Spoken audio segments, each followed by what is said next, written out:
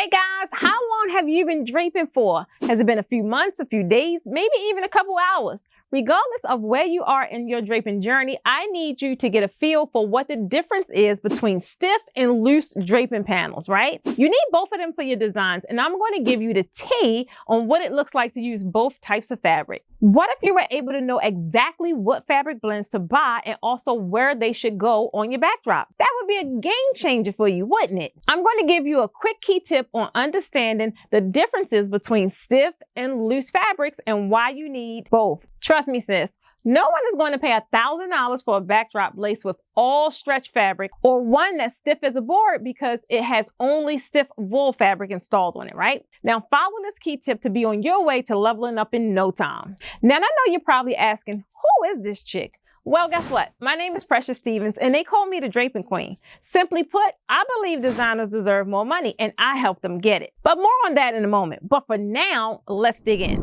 When I first got started in this industry, I built an inventory full of all the wrong fabric, right? I purchased what everyone was using at the time, which was sheer and sequin, right? Boy, was that a waste because I bought the wrong textures and couldn't get it to swag right to save my life. It got overwhelming really quick, right? I had no idea what I needed or where to get things from. You know, in this industry, everything is so tight-lipped. It was really discouraging at that time for me back then, which is why I created these videos so that it doesn't get discouraging for you. I made it my business to help creatives level up without going broke so that you can get to the bag. So if you want to know the best way to combine these two fabric types in order to create beautiful backdrops, then you need to stay tuned and watch this video until the end. Listen, you need to know the information in this video because it will really help you from making a lot of the mistakes with good fabrics. But before we get started though, be sure to hit that red button to subscribe to my channel so you can get more videos on premium draping tips. And if you're really ready to take it to the next level, just hit the join button below this video so that you can get exclusive monthly draping tutorials by joining the YouTube membership. Feel free to drop me a comment below. Let me know which tip was most helpful. I love hearing from you guys, right? And creating videos that you actually want to see.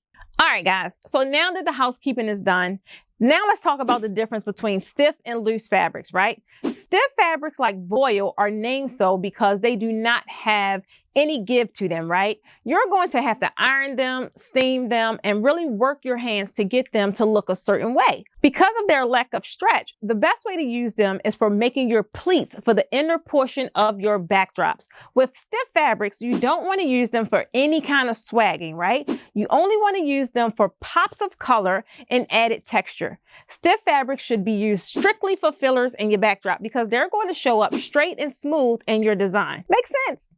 Hope so. Let's move on. Now, on the other end of the spectrum, you've got your loose fabrics like spandex and four-way stretch, right? With these textures, you don't have to really worry about a lot of the upkeep or even preparation to get them ready. There's no ironing, no steaming, and to be honest, it's not a whole lot of anything. They're a lot heavier than your stiff fabrics, making them perfect for giving swoop effects and add swag so all your guests can see this phenomenal design, right? Because their swagging abilities are so great, you wouldn't want to necessarily use these as fillers. Instead, you could use these in zone 3 of your swags for perfect scallops and perfect swags, right? Now, I know you're like, zone 3, what's that? No worries. Learn that and tons of more premium draping techniques in my draping masterclass. It's actually perfect for beginners. The link is in the description. So you got your stiff fabrics and you got your loose fabrics, right? Now, back in the day, people only really used one or the other to create their backdrops. At least that's what I saw. They didn't know any better, y'all. It's not their fault. But when you know better, guess what? You do better. Now we use a combination of the two in order to create more elaborate designs, right? Remember, stiff fabrics are great for fillers and go on the inside of your swags, right?